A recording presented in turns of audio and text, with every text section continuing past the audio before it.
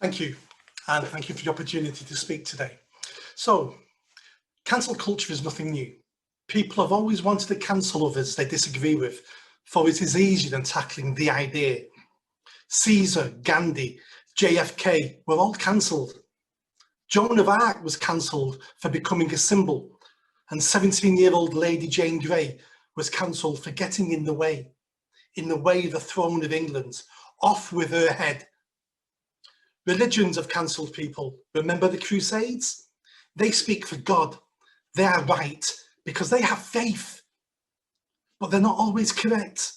Sometimes the ideas we do not like turn out to be correct. This is why we cancel people, to cancel the idea. Throughout history, cancellation meant death. We burnt witches, we threw Christians to lions, we transported millions to gas chambers. Neighbours hacked each other to death with machetes in Rwanda, and more recently, the cancellation of a French school teacher for trying to expand the minds of his students. Today, we use some of the same methods: reputational damage, persona non grata, removal of livelihoods, association, threats of violence, calls to violence, and sometimes actual violence. We now have a new tool to use against those we disagree with. It's called social media. Like all tools, it can be used for good and for bad. The ability to communicate with the whole world in a second, to find like-minded individuals, to organise, to mobilise, but also to scream and shout without ever having to get up from your sofa.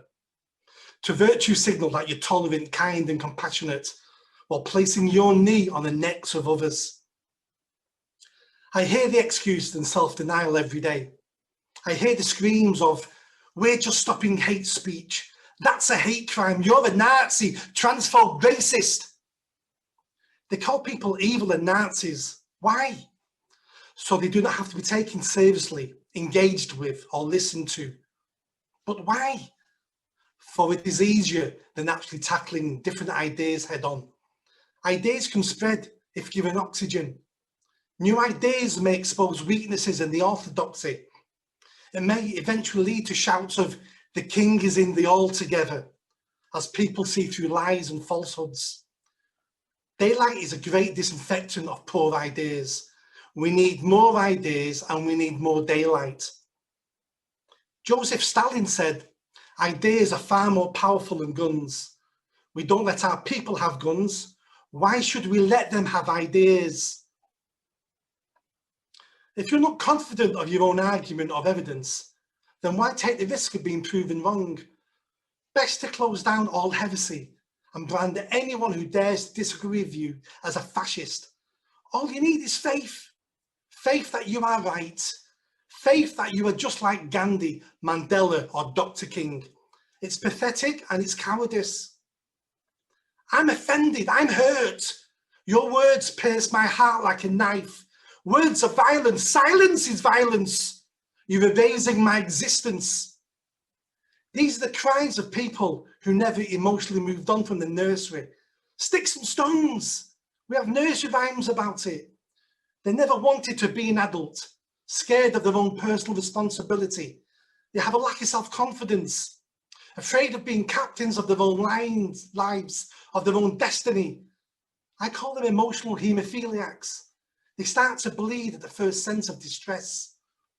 Now, I was cancelled in June 2020. I criticised Black Lives Matter.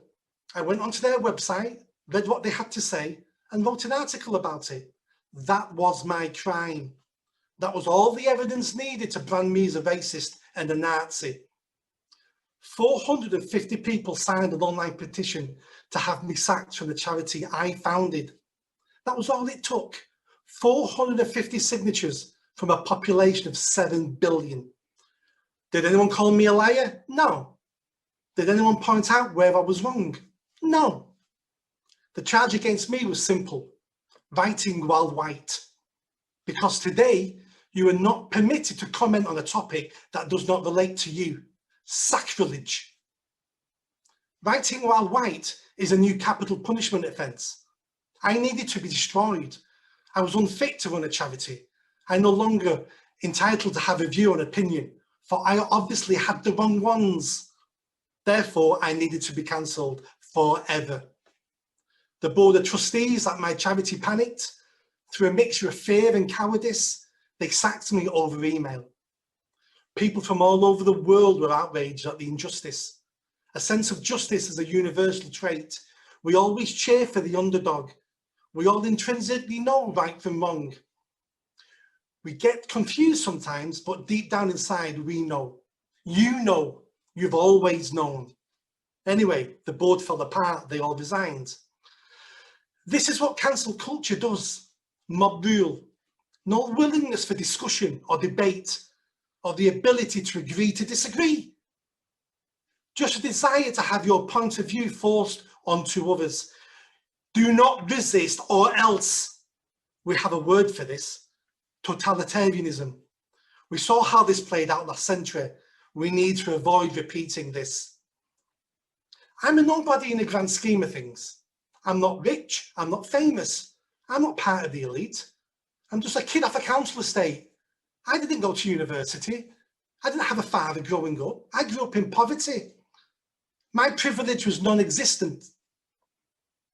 It did not matter that I'd spent 2 decades working in the poorest communities, stopping kids getting involved in crime or being groomed into gangs. It did not matter that I used my own redundancy to set up a charity to help these kids. It did not matter that I had stopped the rape and abuse of dozens of children and had offenders prosecuted. It did not matter that I had helped hundreds of homeless people off the streets and into accommodation and into employment. It did not matter that most of this work was in diverse neighbourhoods. None of this mattered.